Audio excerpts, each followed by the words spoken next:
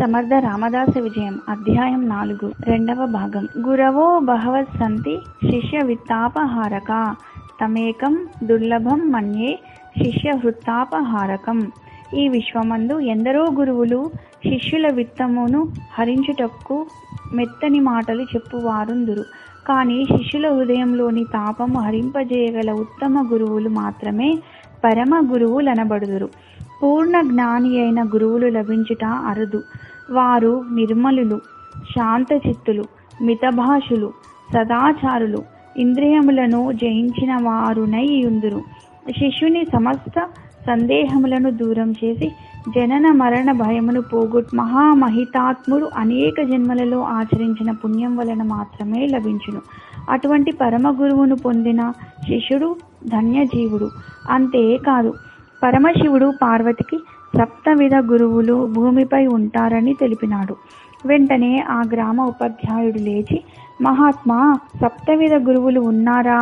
వారిని గురించి వివరంగా తెలపండి అని కోరగా, సూర్యాజీ, చాలా మంచి ప్రశ్న వేసినావు. ఈ విషయాన్ని నేను మా గురుదేవుల ద్వారానే తెలుసుకున్నాను.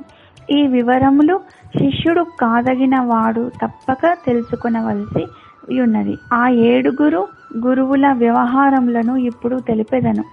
సూచక గురువు, వాచక గురువు, బోధక గురువు, నిషిద్ధ గురువు, విహిత గురువు, కారణ గురువు, పరమ గురువు.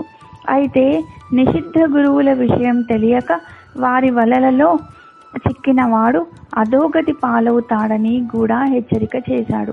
సూచక గురువు అక్షర జ్ఞానం కానీ, వృత్తి విద్యను కానీ, శిల్పకళలను కానీ బోధించి లౌకిక జ్ఞానముతో జీవనము గడుపుటకు కావలసిన విద్యను నేర్పువాడు సూచక గురువు అనబడును. వాచక గురువు ధర్మాధర్మములను, కృత్యాకృత్యములను, వర్ణాశ్రమ విధులను తెలిపి జీవితమును ధర్మ మార్గంలో నడుపుకొనుటకు మార్గమును బోధించువాడు వాచక గురువు. పురాణ ఇతిహాసములు, శాస్త్ర విషయములను తెలుపును. బోధక గురువు మంత్రమును ఉపదేశించి జపతపాదుల ద్వారా, సాధనల ద్వారా జీవితాన్ని పవిత్రీకరించుకొనమని బోధించు గురువు బోధక గురువు. విహిత గురువు నిత్యానిత్య వివేక జ్ఞానమును కలిగించి సంసారమునందు గల దుఃఖములనెల్లా సహించుకొనుచు, కర్మానుభవములను భరించుకొనుచు దీని నుండి ఎన్నటికైనా జీవుడు విడిపడవలెనని తెలిపి జీవునికి హితము చేయువాడు విహిత గురువు అని తెలిపినారు. కారణ గురువు ఆత్మ పరమాత్మ జ్ఞానములను, తత్వమస్యాది మహావాక్యాలకు అర్థము తెలిపి వ్యక్తిని జ్ఞాన సాధనకు ప్రోత్సాహపరచువాడు కారణ గురువు.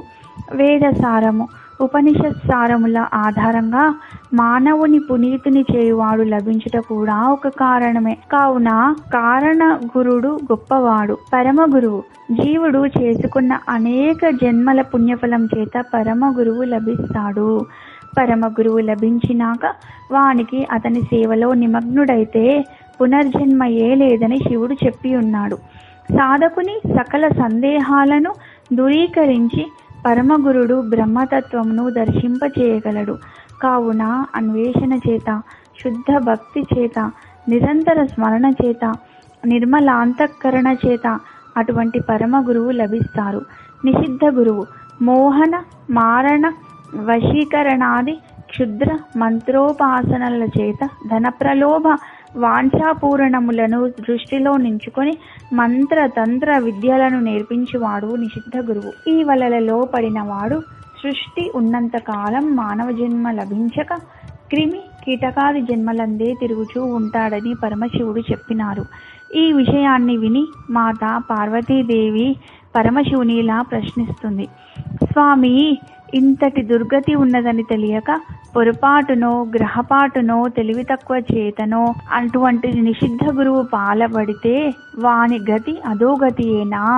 దేవా, అటువంటి వాడు ఉద్ధరించబడే మార్గమే లేదా అంటూ ప్రశ్నించగా పరమశివుడిలా చెప్పినాడు, తాననుసరిస్తున్న మార్గము తప్పని తెలుసుకుని మరణించేలోపు ఆ మార్గాన్ని విడిచి పశ్చాత్తాపం పొంది ఆ పైన భగవన్నామస్మరణము చేయుచుండినచో అతడు సద్గురు కృపకు పాత్రుడు కాగలడని ఆనతినిచ్చారు. ధార్మిక సోదరులారా, జీవితంలో గురు మార్గమే అందరికీ అనుసరణీయమైనది ఉన్నది. జన్మ వచ్చినందులకు మోక్ష మార్గం పొందే ప్రయత్నం అందరూ చేయవలసినదే అనెను. అంతేకాదు ఈ సప్తవిధ గురువులలో ఒక్క నిషిద్ధ గురువు తప్ప సూచక వాచకాది గురువులందరూ మానవునికి జీవితానికి ఒక్కొక్కరు ఒక్కొక్క విధంగా ఆధ్యాత్మిక మెరుగులు దిద్ది తోడ్పడేవారే. వీరెవరూ తారసపడినా శిష్యునికి మంచి మార్గం దొరికినట్లే. శిష్యుడెందరు గురువుల వద్దకైనా జ్ఞానార్జన కొరకు పోవచ్చును అని తెలిపిన మహాదేవుడు తేనెటీగ అనేక పువ్వుల నుండి తేనె తెచ్చుకున్నట్లు విజ్ఞానంను సేకరించుకొనవచ్చునని చెప్పారు. శిష్యునికి అందరి యందు హరుడే నిలిచి ఉన్నాడని దృఢభావం ఉంటే భగవద్ అనుగ్రహం చేత సద్గురువు లభిస్తాడు అని చెప్పుచుండగా అందరూ చాలా శ్రద్ధతో ఆలకిస్తున్నారు. ఆ సమయంలో శుభేచ్ఛ కలిగిన సూర్యాజీ పెద్ద కుమారుడైన శ్రేష్ఠుడు ఒక్క ఉదుటన లేచి వచ్చి పరుగున వెళ్లి తండ్రి పాదములు పట్టుకుని, తండ్రి, గురుమంత్రోపదేశము పొందాలని నా మనసు పదే పదే నన్ను ప్రేరేపించుచున్నది. సంత్ ఏకనాథ్ మహారాజ్ వంటి సద్గురువులకు మీరు శిష్యులు. వారి అనుగ్రహం పరిపూర్ణంగా పొంది ఉన్నారు. తమరే నాకు తరుణోపాయం చూపించి నన్ను కృతార్థుని చేయండి అంటూ గొంతు గదద్గిదంగా కాగా దుఃఖం హృదయంలో నుండి పొంగి వస్తుండగా పెద్దగా రోధించసాగాడు. తండ్రి వానిని లేపి అక్కున చేర్చుకొని శిరస్సు నిమురుచు, నాయనా, ఊరట చెందుము. నీవు కారణ జన్ముడివి. నీచే ధర్మకార్య నిర్వహణ చేయించడానికి నిర్ణయించిన పరమాత్మ ఉత్తమోత్తమైన గురువు యొక్క అనుగ్రహాన్ని తప్పక కలిగిస్తాడు. నా మనసులోని తపన కూడా అదే. పరమ భాగవతులైన మా సద్గురుదేవుల వంటి గురువుల కృప నీకు కలగాలని మా గురుదేవులను నిరంతరం ప్రార్థిస్తున్నాను, స్మరిస్తున్నాను అని వానిని తన ప్రక్కన కూర్చుండచేసి ఊరడిల్ల చేసెను. మా వంశంలోని వారందరికీ శ్రీరామానుగ్రహం కలిగినది. వారి అనుగ్రహంతోనే నాకు దత్త పరంపరానుగ్రహము, పూర్వీకుల పుణ్యఫలము వలననే సద్గురువైన ఏకనాథుల వారు లభించారు అని చెప్పుచున్నారు. ఈ దృశ్యాన్ని తల్లి ఆశ్చర్యంగా చూడసాగింది. నారాయణ మందహాస చిత్తుడై తిలకిస్తున్నాడు.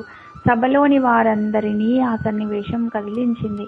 అందులో ఒక వృద్ధుడు, ఆర్య, మీ గురువులను సద్గురువులని మీరు చెప్పగా వింటున్నాము. కానీ వారి జీవిత విశేషములను పూర్తిగా మాకు తెలియవు. వారి గురు పరంపరను, వంశ పరంపరను కూడా తెలిపి మమ్ములను ధన్యుల చేయండి అని ప్రార్థించాడు. సూర్యాజీ మందహాసంతో అందరి వంక కలియ చూచినాడు. అందరిలోనూ ఈ విషయంను శ్రవణం చేయాలనే ఆతృతను గమనించాడు. భార్య రేణుబాయి కూడా చేతులు జోడించి తాను ఆ విషయంను వినాలనే కాంక్షను మౌనంగా వ్యక్తపరుస్తున్నది. నారాయణుడు ఆసక్తిగా ఈ విషయాలన్నీ గ్రహిస్తూ మందహాస చిత్తుడై ఉన్నాడు. శ్రేష్ఠుడు తండ్రిని గట్టిగా కౌగిలించుకుని తండ్రి వైపు దీనంగా చూస్తూ తన మనసులోని భావం కూడా అది అన్నట్లు చూస్తున్నాడు. అప్పుడు సూర్యాజీ, చాలా సంతోషం.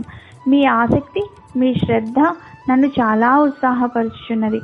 తప్పకుండా మీకు ఆ సద్గురుదేవుల విషయం అంతటినీ శ్రవణం చేయిస్తాను. నాకు కూడా సద్గురుమూర్తుల యొక్క మహిమను మననం చేసుకొనుటకు అవకాశం కలిగింది అని చేతులు జోడించి మనసులో గణేశుని, వాణిని, త్రిమూర్తులను, త్రిమాతలను, సద్గురువులను మనసారా ప్రార్థించి ఈ విధంగా చెప్పసాగినారు. విద్యాసాగరా, గురు కథలు గంగాజలం వలె పవిత్రమైనవి అని చెప్పే వారి దోషాలను, వినే వారి పాపాలను నిర్మూలిస్తాయి అని నిత్యానందుల వారు వివరించారు. జై జై రఘువీర సమర్థ. శ్రీరామ జయ రామ, జయ జయ రామ రామ. ఇది విద్యాసాగర శ్రీ నిత్యానంద యోగి సంవాద రూపమున శ్రీ దత్తాత్రేయ సాంప్రదాయ శిష్య పరంపరలోని శ్రీ శ్రీ శ్రీ స్వామి విఠలానంద సరస్వతి మహారాజ్, శ్రీ విఠల్ బాబాజీ విరచిత శ్రీ సమర్థ రామదాస విజయంలోని 4వ అధ్యాయం సంపూర్ణం. ఓం శాంతి శాంతి శాంతి.